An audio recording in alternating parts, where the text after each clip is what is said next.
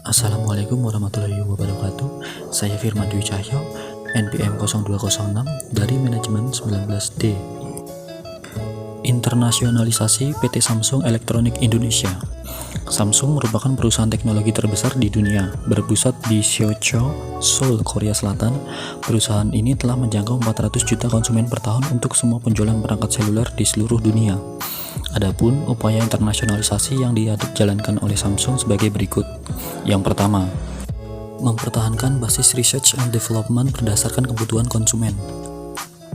Hal ini dibuktikan dari produk yang dikeluarkan oleh Samsung setiap tahunnya, di mana setiap produk yang dibawakan oleh Samsung selalu menghadirkan hasil inovasi berdasarkan kebutuhan pasar. Misalnya, saat pandemi COVID-19 melanda, Samsung menghadirkan inovasi air purifier yang dapat membunuh bakteri dan virus dalam ruangan.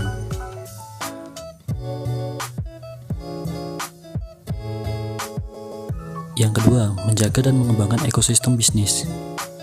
Samsung memiliki ekosistem antar device yang cukup kompleks, mulai dari smartphone, smartwatch, tablet, earbuds, sampai S Pen. Semua dijalankan dengan mudah dan seamless. Selain ekosistem dalam hal gadget, Samsung juga memiliki ekosistem dalam smart home.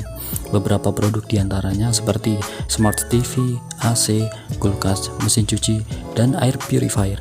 Semua dapat dikontrol hanya melalui genggaman smartphone. Tentunya hal ini akan semakin optimal jika smartphone yang digunakan juga dari Samsung. Yang ketiga, kerjasama retail lokal untuk memperluas saluran distribusi. Demi menjangkau masyarakat yang lebih luas, Samsung bekerja sama dengan retail lokal seperti Erafone untuk pasar Indonesia, agar dapat membuka gerai Samsung Experience Store di seluruh Indonesia. Di sisi lain, Samsung juga berusaha menjaga konsumennya dengan menghadirkan ratusan gerai service center untuk pelayanan after sales produk-produk buatan Samsung di Indonesia. Yang terakhir, selalu mengikuti perkembangan teknologi.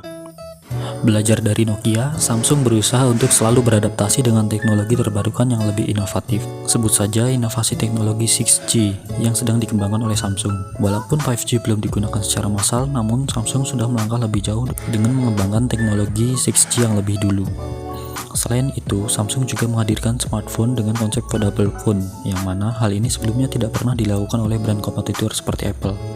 Namun, dari keempat strategi tersebut, tentu terdapat kelebihan dan kekurangannya. Untuk kelebihannya, yang pertama, keberlangsungan usaha yang akan bertahan lama akibat optimalisasi research and development yang berkelanjutan. Karena hal ini, secara tidak langsung, Samsung dapat mengikuti perkembangan teknologi dengan cepat. Yang kedua, peningkatan kualitas produk dan pelayanan kepada konsumen. Yang ketiga, menciptakan persaingan yang sehat antar produsen, sehingga hal ini menguntungkan konsumen dengan banyaknya opsi produk yang berkualitas di pasaran. Tentu hal ini didorong oleh kompetisi inovasi yang dilakukan dengan kompetitor. Karena apabila Samsung tidak melakukan inovasi, maka pangsa pasar Samsung akan direbut oleh kompetitor. Sehingga mau tidak mau, jika ingin bertahan, maka Samsung harus melakukan inovasi yang berkelanjutan. Dan kelebihan yang terakhir ialah membuka banyak lapangan pekerjaan seperti sektor perakitan, penjualan, servis, dan developer aplikasi lokal. Untuk kekurangannya, yang pertama, butuh anggaran besar untuk dapat melakukan inovasi tiap tahun. Hal ini dikarenakan setiap tahun kebutuhan manusia juga akan semakin bertambah, sehingga diperlukan adanya uji coba dan penelitian agar dapat menguji apakah inovasi yang dilakukan berjalan atau tidak. Yang kedua, peningkatan limbah elektronik akibat perkembangan inovasi teknologi setiap tahun. Karena teknologi selalu berkembang, maka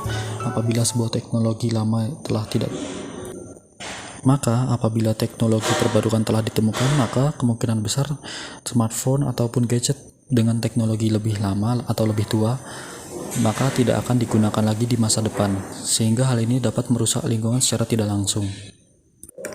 Yang terakhir, potensi kerusakan tubuh akibat produk inovasi yang gagal. Ambil contoh seperti kasus Samsung Note 7 yang saat itu terdapat isu HP tersebut dapat meledak saat dicas. Sekian dari saya. Apabila ada kurangnya saya mohon maaf. Wassalamualaikum warahmatullahi wabarakatuh.